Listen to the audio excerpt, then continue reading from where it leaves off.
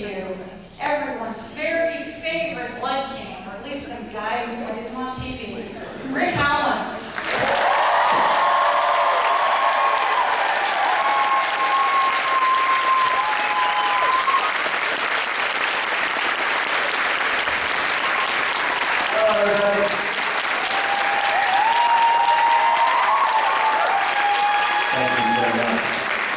Without any further ado, I would like to introduce our next guest. You know her as the evil dark Morgan. Emmanuel.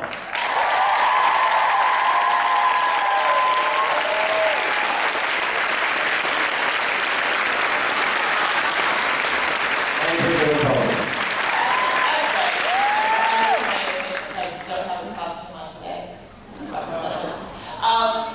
Our next guest needs no introduction. The gorgeous, fabulous, amazing, adorable. She was paid for this.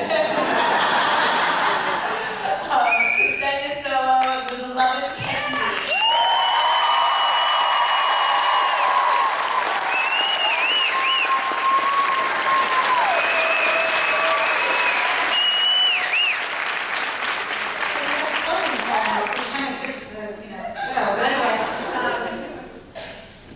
Good morning, everybody. Good morning. We're so glad that you're here with us, especially on a Sunday morning, and we hope you're having a good time so far. Don't we hope they're having a good time so far? And we will let those of you who would like to ask your own questions may begin lining up behind the ladies here. You see Erica and Sheila there in the aisles with the mics, so if you have questions, please line up with them. My first question for you this morning is, during all 4 seasons of the show so far, what do you think has been the scariest fae that you guys have had to deal with? Even if it's one of the Fae of the Week kind of stories. Scariest fae. Well, I mean, really, the first episode that we shot, which is episode 8 of season 1, Bo had to fight a Morak, which was like this water creature who fed off your anger. So the more angry you got, the more fierce it got. And it was a pretty scary character. It was like kind of this predatory looking, dreadlock kind of scaly creature. And she smelled like fried bitch, so that doesn't matter. Thanks, Rick. Thanks for letting me go. That's great.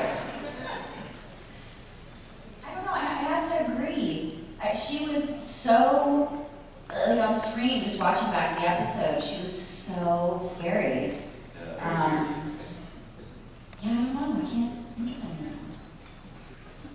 You said that was the first one? Oh, I'm sorry. Sorry, that's the name one, but that's this weekend.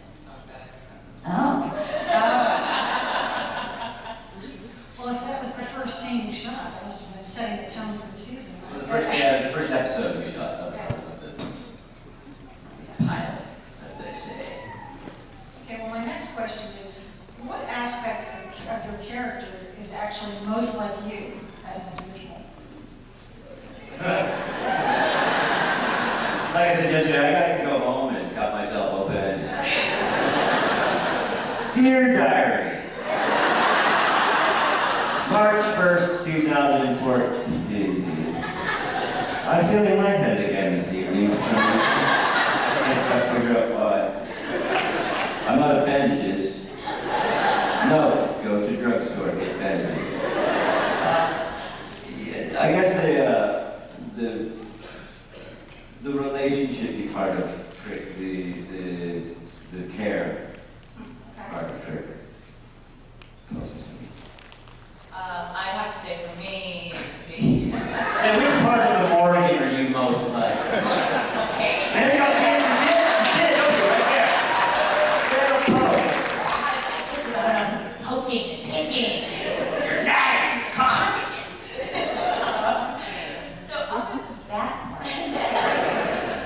the sweet, vulnerable human part that we see. Very rarely, but Very, very there, depths, in the abyss of your soul. It's there, lurking deep down inside. But it is there.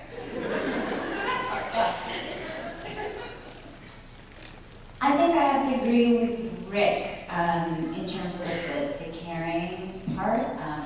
Kenzie you said the vulnerable side, and Rick meant like the caring, like, with taking care of your family or your friends. I think Kenzie very much values.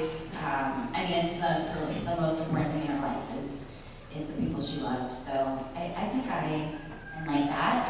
I very much value the people that I love. Really? That's all it took.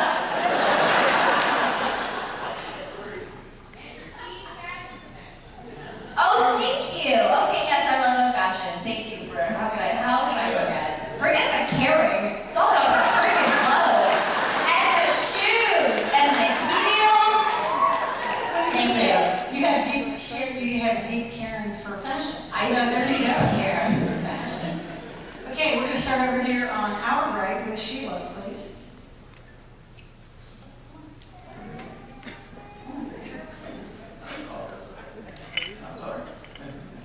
What is the most unusual question you get at these fans and get those, or what would be your answer to those questions?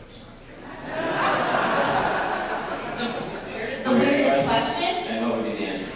Well, yesterday we had one about food. Yeah, that was a good one. Like things you don't know, like meatloaf has cornflakes in it or what? That's right. Cornflakes. You just found out. Disgusting. I think there's actually some that got right though, but I didn't eat those for a very long time. So. Somebody once asked me at a con what my favorite cleaning product was. And I was like, okay, first of all, how do you know that I secretly really love cleaning? Because I've never said that, ever. And I was like, you're kidding, right? The person was not kidding. They just genuinely wanted to know. What was your answer? Like Windex. Paper towels. I can't live without paper towels. So. Well, so let's go with index. Yeah. They kind of go hand in hand. Windex wipes. Then that's just, Have you ever been to Cassetti's house? The windows are all streaky with fingerprints. I love index. I don't know,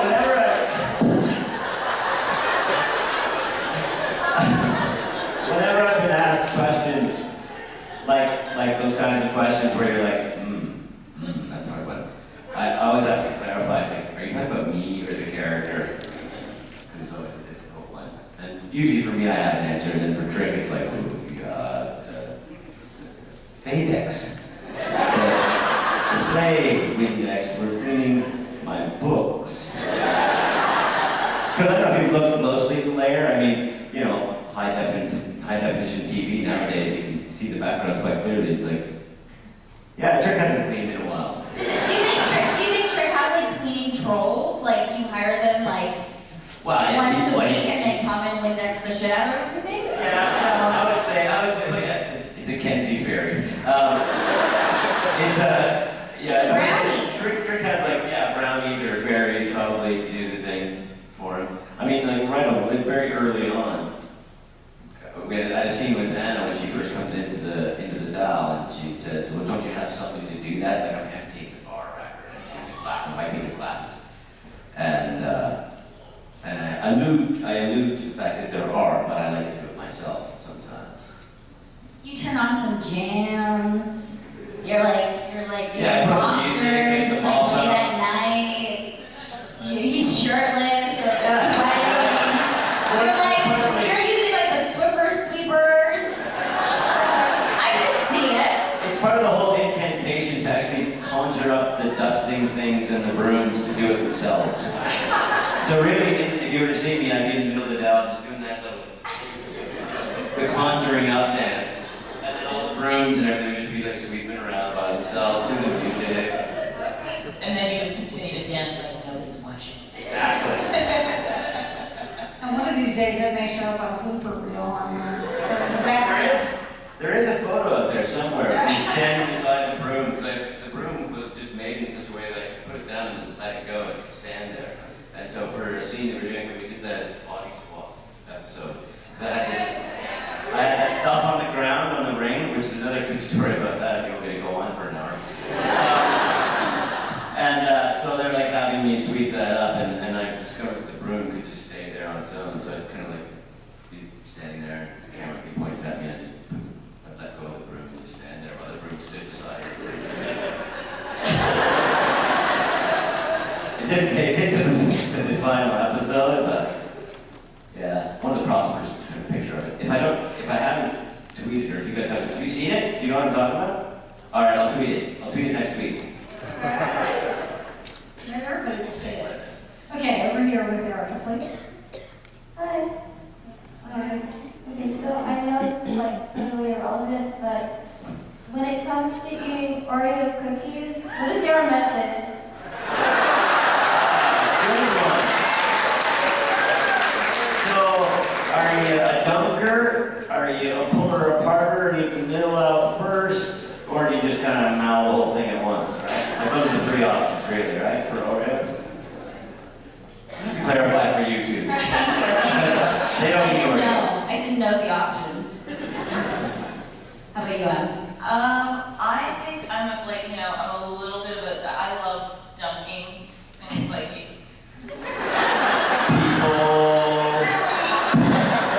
Are we that immature? Oh yeah, I forgot. I'm sitting in the middle from now on.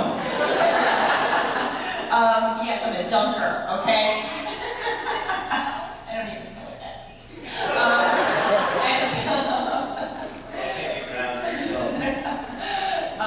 But like, it was like hot tea, well, milk would be ideal, I guess, but I like hot tea, like my grandmother used to have, and this wasn't like Oreos, but like little tea cookies, and that was always fun, and hold it there as long as we can before So English. crumbles and disappears. Yeah.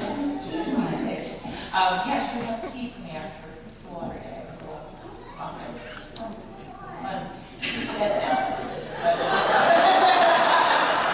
see a scene coming up in season 5. My grandmother used to do that. So we don't do that. Okay, got it. No, I don't know. I try to eat healthy. Doesn't always work, but I don't. If I allowed myself to eat Oreos, then I would just eat Oreos from morning to night. So, especially if I'm like working, I try to do really good. But some days I slowly walk by the craft table a couple of times. And I'm like, no, I'm not gonna do it. And then cut to me in the corner with like 4. And I'm like, it's okay if I just eat these 4. And I just stubborn. There's no time. Okay. Like, Well, then to complete the circle, I like to crack them open and eat the white stuff first and then the cookie. Although then you kind of don't want the cookie. Bunch of hats. Anybody want this? Mommy, take the cookie part. So yeah. Next question. Hi. I introduced my mother to the show, but we can't talk about it because I don't want to have those conversations with my mother. And my dad still gives me side eye because I introduced her to the show. So I was wondering if, when you got cast on the show, if you're like, hey, guess what? I got cast on the show. Oh, really? What's it about? Explain your role in the show to people who you thought would be uncomfortable with the show's content. Thanks. well, if I can just jump in and say, I feel like you may be asking the wrong 3 people because we actually more or less, are pretty good. Like we don't go home and go like, hey, I had like 7 sex scenes today. Yeah. It was a really hard day. Like I feel like, more or less, we've had our moments, but God bless Anna Silk. and what she does so brilliantly. But yeah, it's a crazy concept when you go like, yeah, it's about a succubus, she feeds off sexual energy. It's not a porno. I just want to put it out there. It's on legitimate television. It's Mom,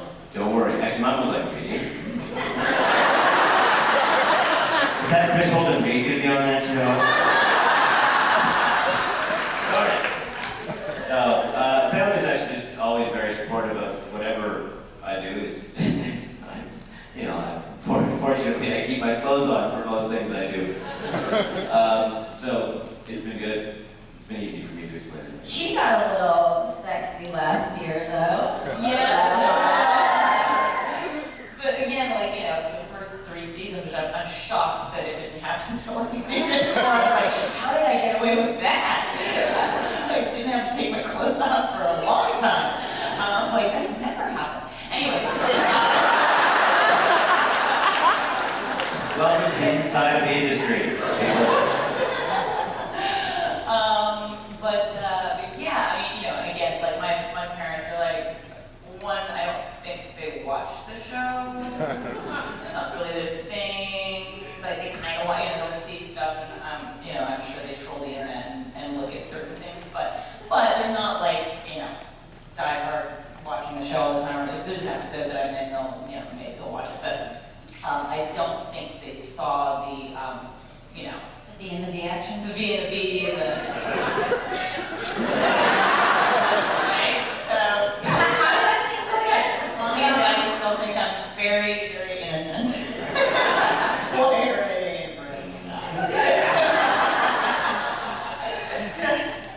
Okay, over here. Hi guys. What has been, because you have some amazing fans, there's a big group of us that are like family. What has been your most memorable, whether good or bad, experience with the fans since the show started? Good or bad experience with the fans? You know, I had a really cool moment in New York City. I was standing outside with a couple of the organizers from Giant Ape who do distribution of the DVDs in New York and stuff. And I was standing outside and with Jay Firestone's son. And so we were standing there, and a New York cop is walking by, and he does a double take, and he looks at me, and he goes, "You're a chick on Lost Girl." And I'm like, "Does that mean I'm going to get arrested?" I hope this is going to stay positive. And I'm in New York City, and you are a cop. And he was just like, "Oh man, I love this show, and I love your character. He was so awesome. Can I have a picture with you?" And so I was like, "Yeah, absolutely." So we did a little picture right there on the street. Again, because he's a cop. So you say, "Absolutely, sir. Absolutely. No, I'm not worried about having, no, oh, good."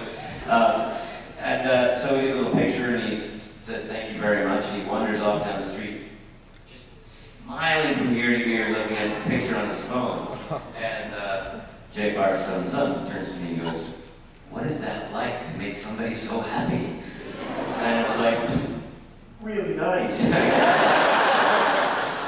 So all of the positive experiences are incredibly positive for both of us, from both sides of the table, truly. And today I met somebody, Jason, and are you here? You know what I'm talking about. We have the same disability, and when you see somebody with my disability, you look similar, you look almost like family. And so I said to her, "You have OI, don't you?" She said, "Yes, I do." And so we had a nice little chat about it all, because you don't meet a lot of people. It's a very rare bone disease. And so we both kind of got teary by the fact that we were both inspired by just meeting each other, because you don't meet somebody with such common language of experience.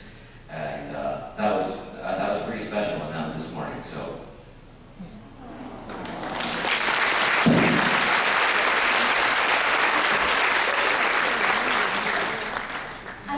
It's hard to think of the specific encounters.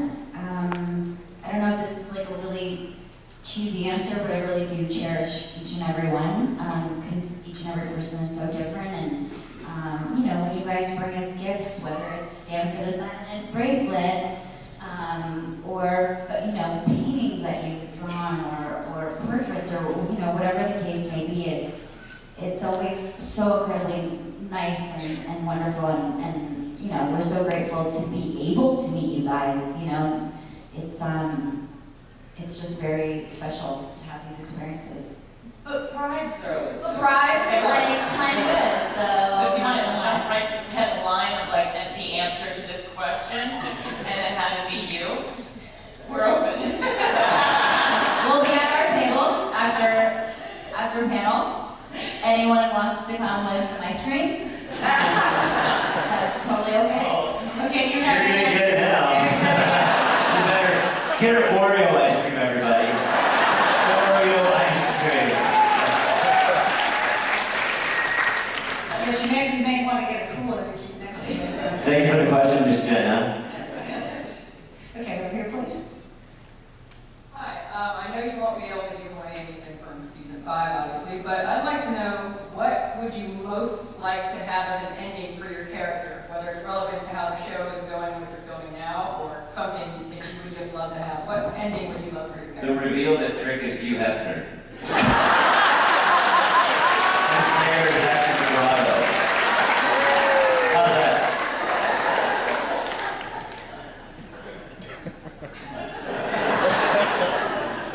How do you talk about I'm sorry. The women are speechless. How could we not be? Yeah, I know, yeah. I'm like, what's the equivalent of a female Hugh Hefner? exactly what I was thinking? I don't know, like maybe we find Kenzie in, in hell, and she's like made it better. Died and went to hell. She'd be running- Why would she be in She'll be hell? running Vegas or something. Yeah, like she's just, dressed fabulously and she's made all like, money with. she's a Playboy bunny and tricks. Yeah, at tricks. Cassie's marrying Trick. How about you? What's that? I don't know. I mean, on a just sort of like funny, not ever gonna happen note, but Morgan and Bex get married, they secretly loved each other this whole time. That would be awesome. Good, I love you. Why have we been like this to each other this whole time? And then we dance off into the sunset. Yeah. I love it. You share shoes. Yes. And leather thongs. Erica? Hi, yes. I just want to say that I really enjoyed the show and I'm happy that I get to see you. And my question is towards the Kenzie's character. What is your favorite costume and why? Just all the leather and spandex and shoes. I get this question all the time, and it's really hard to answer. Only because there's been so many cool outfits.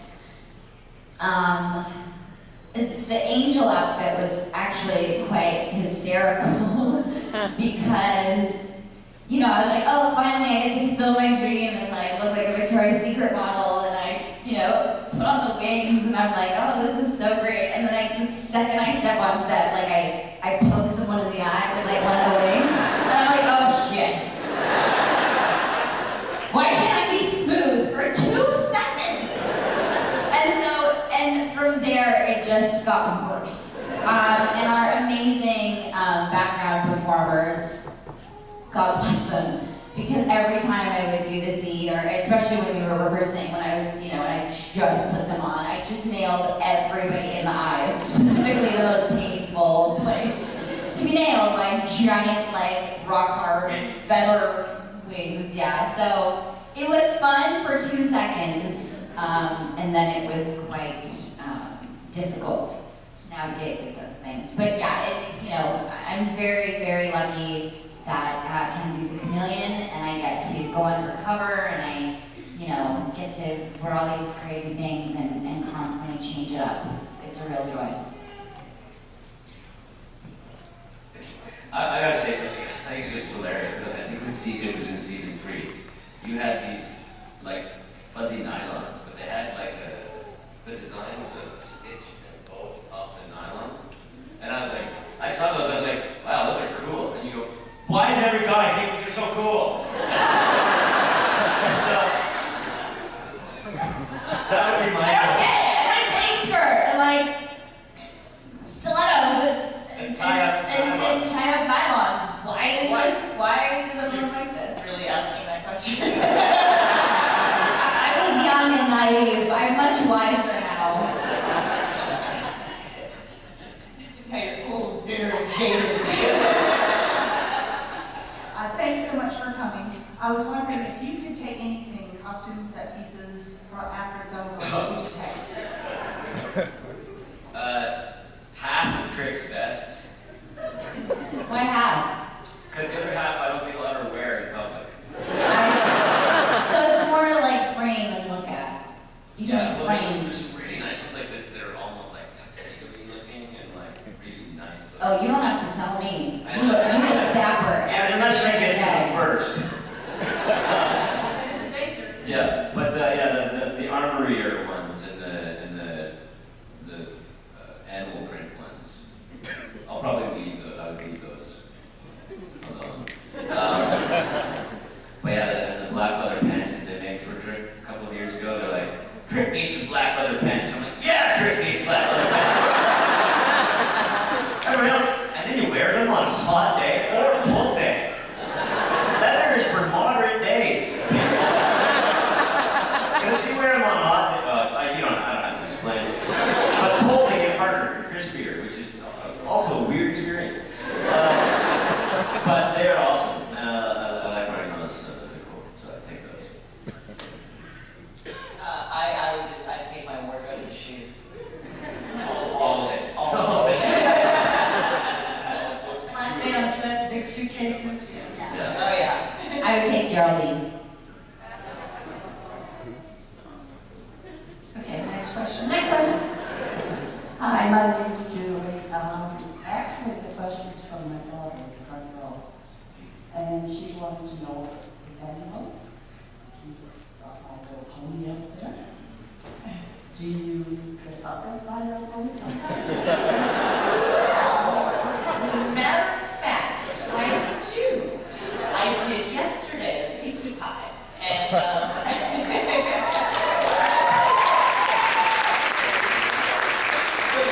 class and well received, thank you. And I was a little afraid I was like, this could go horribly wrong. I'm at Comic-Con. Everybody's dressed up. This should be fine. But yes, I've always been obsessed with My Little Pony ever since I was a kid. And so, especially the little baby ponies.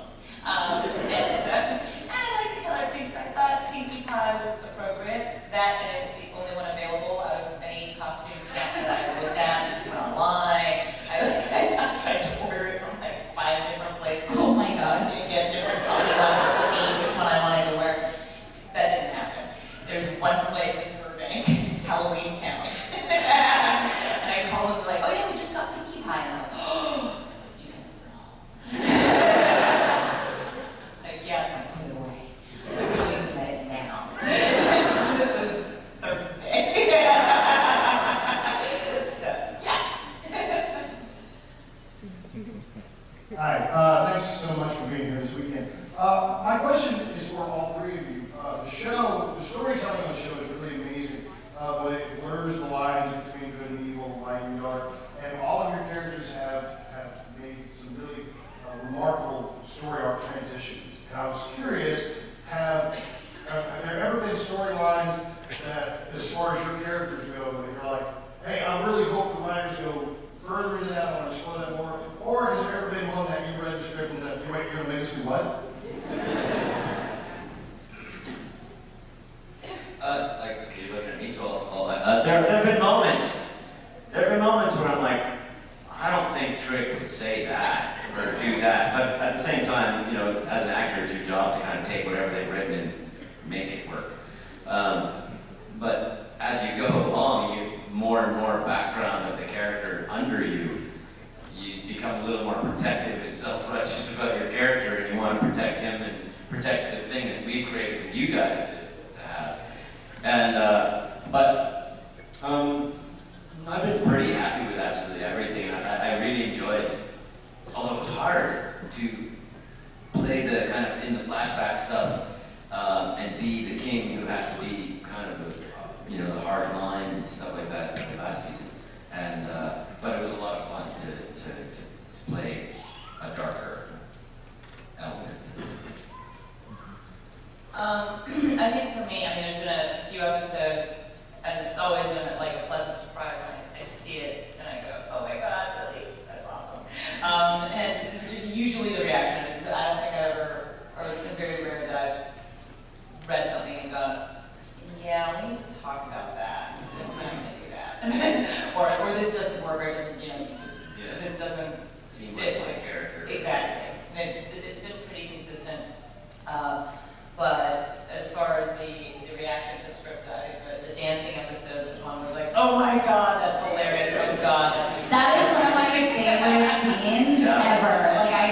watched it on repeat. You made me laugh so hard. That was brilliant. It's very hard to do what you did. Oh, You yeah. did a very good job of it. Thank you. It was fun. It was a blast shooting it. And then the episode where Lauren and I finally, like, where she turns to be human and how she does it. I was reading. When I read that, I was like, what? I was like, We all read it. Really? we can do that. They're gonna let us do that? I was like, how does that? Oh. Nifty and crafty. Yeah, that doctor. Sexy little Yeah. So those were episodes where I was like, okay. But a good positive reaction. It was fun. There's nothing like too unorthodox that can happen to Kenzie. I kind of expect the strange. When I found out about the tango, I was really excited. But when I found out that Jay Firestone wanted it, the way he wanted it to be filmed is as one consecutive 3-minute dance. Now, for anyone who has any experience in dance, 3 minutes may not seem like a long time, but it is a very long time to dance with no breaks, especially the tango. And so in my mind, usually how you film a dance or a stunt scene, you break it up into pieces. And so you do one little part, you stop, you do another little part, and that's how the process goes. So here, finding out that we had to do it all in one swoop with no dance doubles, and we only had like 5 or 6 rehearsals, which was just miraculous that we did what we did in such a short amount of time. That was just probably like the craziest, most physically challenging thing that I've ever had to do on the show. Hi there, I just want to say being from Denmark, it's great to see some Norse mythology on screen, and I was wondering, is there any kind of mythological beings or people or items that haven't been used in the show that you could see could be really interesting or that you'd like to work with on the show? I suggested it a while ago, and I've answered a question similar at another time. There's a great wealth of cultural mythology and beliefs that still exist in like South Africa that have this really cool, there's really great stories, and one of the characters is Takaloshe. And I'm not going to go into a long explanation of it just because I hear a baby crying and there's children here, so they might get rude. And so go and Google it, Tokoliloloshe, and it's a little guy who comes to women in their dreams, and kind of like a succubus, but it's an incubus, but it's a little more graphic, and he disrupts the whole family, like he brings the misfortune and stuff like that. And it's usually somebody else casting the Takaloshe onto, like going to a medicine doctor, casting that curse onto that family to ruin them. And I always thought it was a kind of a really cool thing for Bo and Kenzie to discover and figure out how to, because the creature also befriends the children, it does all sorts of crazy stuff.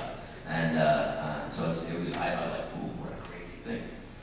And the people actually put their beds up on posts, so that they go on walks, so that Takaloshe can't get to them in the middle of the night. And people still do this to this day, because they believe of it. And it's just cool. So I wanted to put that in there, but that was one of my suggestions. I wish we could work with more animals. That'd be cool. Like when we had, even though he wasn't real, but when we had the spider episode, even like the notion of like, this crazy spider that was making us paranoid and angry, and I don't know, I wish we had like a crazy cat, or like, an alligator, or just totally wild. Wow, I sound really smart right now. Just Yeah, the whole elephant episode, and the budget to it. I think the Morgan should have a giraffe. A small, like genetically modified giraffe.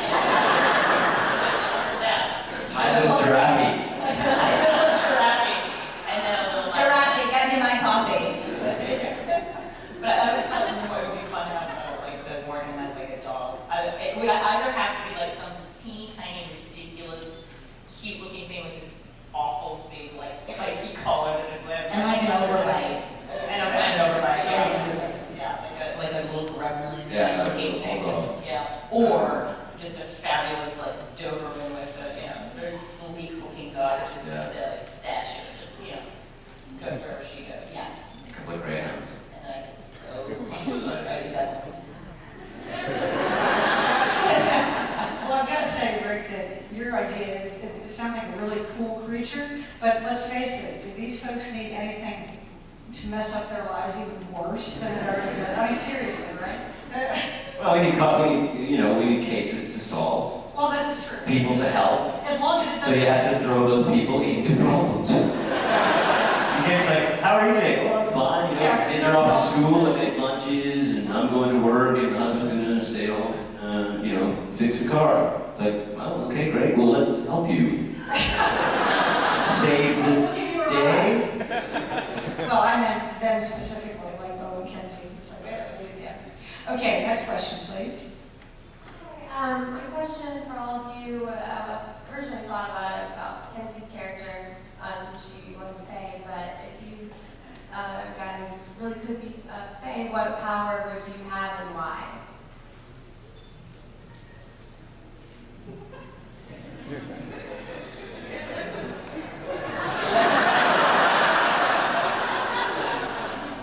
I don't know. I know I always get the same answer. I'm like trying to think of something new, but like, I just want to be Bex.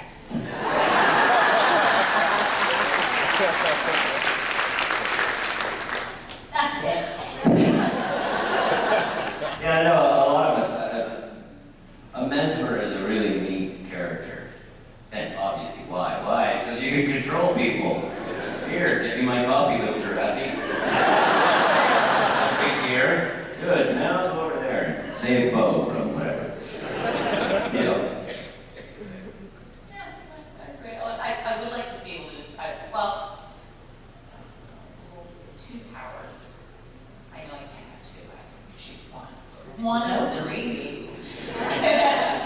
Be time traveling, that would be cool. Be able to go back in time, go to the future, and be able to do that. And along the same lines of that, would be to be able to, teleport, so that I never have to get on a plane again. Ever. Like, spend 12 hours on a plane sitting there, scratched up like this. Just like that. That's what Emmanuel looks like. Smells like a bathroom that's like 2 rows away. All right, you know what? Yeah, All right. I also I would love to be a Valkyrie for a day. Because it's so a Valkyrie, it's so cool what they do to Rachel's face.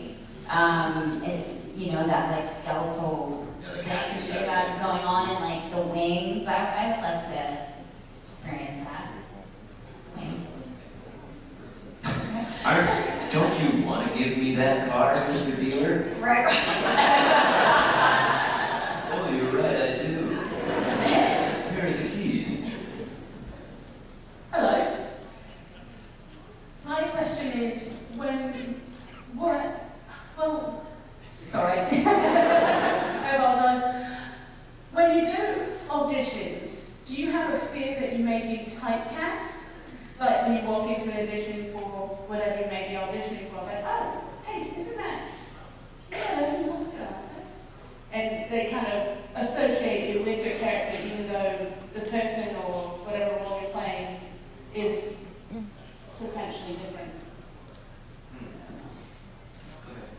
I was gonna say, I think it's only natural when the world sees you one way for so long that it just seems like a natural thing to typecast you. That's what they see you do. That's how they see you look, and that's how they remember you. So when you do, as an actor, when you play the same character for many years, I think it is a challenge to get out of that once you do. You really gotta convince people, if the situation calls for it, that, you're not just that.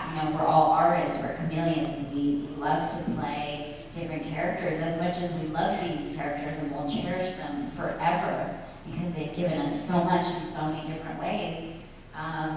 One day we will play other people, and yeah, it is tough. Yeah, it's a very visual medium, so, they see you as that character, and they're like, oh, yeah, so you go to auditions, they're like, oh, so you've been busy. Yeah. Then the actor friends are like, oh, you've been kissing. So now you're coming to get this part too, huh? No, could be yours. Who knows? Yeah, I agree with it.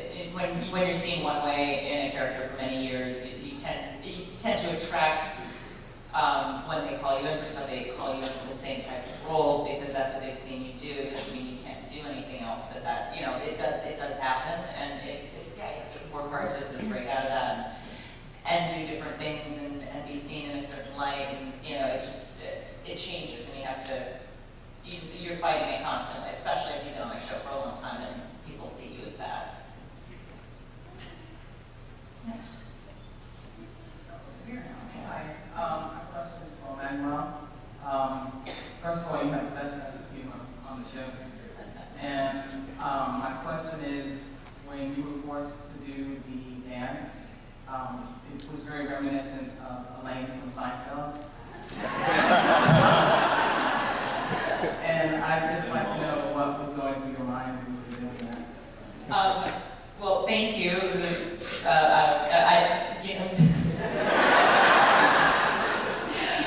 It's funny that you say Elaine from Seinfeld, because in the script, in the description, as it's my dialogue and it's describing what I'm doing, they actually said starts dancing like in a freakish way, like Elaine from like a spastic way, like Elaine from Seinfeld. And I thought, all right, yeah, this is gonna be good. Because, it was in some ways easier. We still had like a choreographer and somebody to help, because I thought, okay, it has to be, even if it's supposed to look silly, I need to, we have to figure out what that's going to look like. But I was like, thank God that it doesn't have to be really good. And then I was like, whatever I do will be fine. And so like when they had me sing on 2.5 Men at the same time, I was like, oh no, I don't sing. I love to sing. Nobody likes to hear me sing, but I like singing. It's fun. I have a karaoke machine at my house. Anyways, when they were like, you don't have to, you're supposed to be that.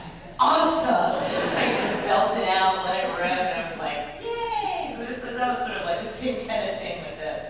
You have like a natural knack for physical comedy, which it was so nice to see it, because you didn't really get that many chances as a Morgan to, of course, to do something like that. But I see you in real life, and I was like, she's got it. She doesn't even know it. Aw, yeah. Thank you. No, that was fun, yeah. And I didn't get, I don't get a lot of opportunities to do that, or even like a lot of roles that I don't get to play the movie creative person. So, You never get to do a forced dance? That's so upsetting. Okay, next question. First of all, thanks for coming. We're glad to have you. You brought up the body swap episode, which is one of my favorite ones. Kristen Holder-Reed has such a alpha male presence. Watching the channel Kinsey was hilarious. So, what did you think watching that? And at any time during the day, were you like, okay, I'm gonna cut that? Oh no, my thoughts were, oh my God, stop doing Kenzie better than I do her. You're gonna steal my mojo, HR. What are you doing? I couldn't have been more proud of him. I mean, he's such a gifted actor. That just, again, proves it. We studied each other. We all, it was like acting boot camp. And him and I specifically, we would record each other doing our lines. And then we would try to copy and, improv and he, and I always say, like, that's the real Chris, actually. You don't have to try too hard. Like, he's very silly. He plays like such a stoic, still, serious man. But really, as soon as they call cut, like, he's just one of the silliest. Fun-loving. Yeah, totally. Yeah. So it was so much fun. It was so much fun to watch. It was hard not to laugh. And I'm not used to being, obviously, Dyson. So for me to, like, be, stock still and, like, not move my face and not be able to express, like, how Kenzie expresses, it was really hard not to laugh. Did you do push-ups before scenes? I did push-ups. I growled. Hey, she even did the growl. I wish I could do it again. There was one scene that they cut because we didn't have enough time to film it, and Kenzie as Dyson goes to the Ash at the time, his office, and she runs into this security guard that's like, guarding the door. And Dyson tries to use Kenzie to like seduce the guard to let her in. It was one of my favorite scenes ever. And we couldn't even film it because we like ran out of time. I was so upset. They came to my trailer and they knocked on the door. They were like, "We're not gonna do this scene." And I was like, "What?" I've been looking forward to this like ever. Yeah, I'd love to play Dyson again, and I'm sure he'd love to let loose and play.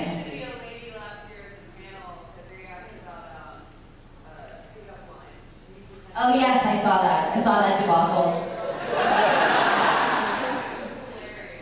He makes a good woman. I mean, yeah. Okay, next question, please. I was wondering if y'all could play any role out there in a TV show or movie, what would you play? Wow, that's a big one. That's a big question. Anything that Anthony Hopkins turns down. I'll play his son. I'll play his younger brother. That's anything. I really want to play a superhero.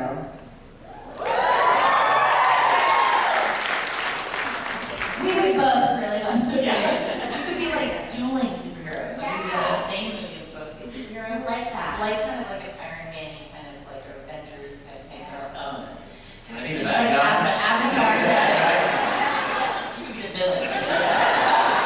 What do you think, Mr. Bigfoot? Shall they survive another day? This is the spin-off right here. Right here. Make it happen. Tell me right. That's good.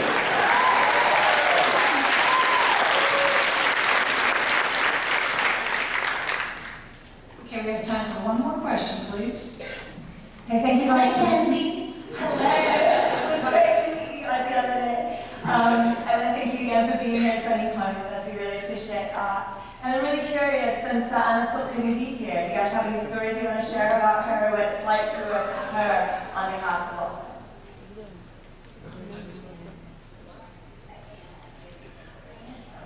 Anna is one of the funniest.